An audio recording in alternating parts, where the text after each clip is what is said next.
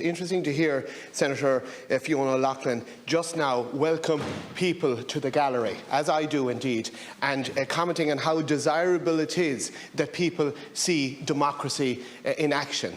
When this very day we have in this House a government using its two-thirds majority in the Seanad to spit in the face of our democracy by proposing yet again the disgraceful use of the tactic of the guillotine to prevent the full discussion of legislation in this House.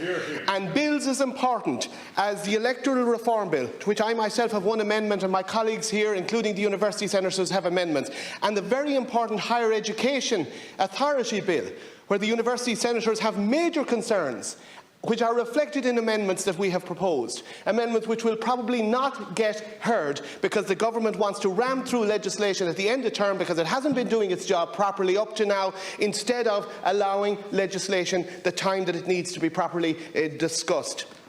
And I might mention as well another example of the lack of respect for democracy. Today we have the launch of a report from the Committee on Surrogacy.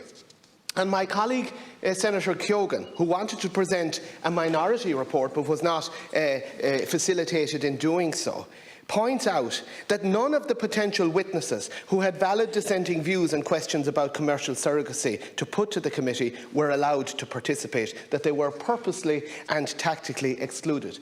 Now, it seems to me that surrogacy is one of those issues where we increasingly have government by media. We have a one-sided, soft-focused presentation on radio. But you would expect the National Parliament, Oireachtas Éireann, to make sure that in its chamber debates and in its committee that there would be thorough and fair scrutiny. Now, Senator Chambers, you and I had our disagreements on the Oireachtas All-Party Committee on the 8th Amendment, and I have to say I had concerns about the lack of fairness accorded to different sides of the argument, but we fought and we did succeed in making sure that there was a certain hearing of different sides of the issue. That has not happened with this Committee on Surrogacy.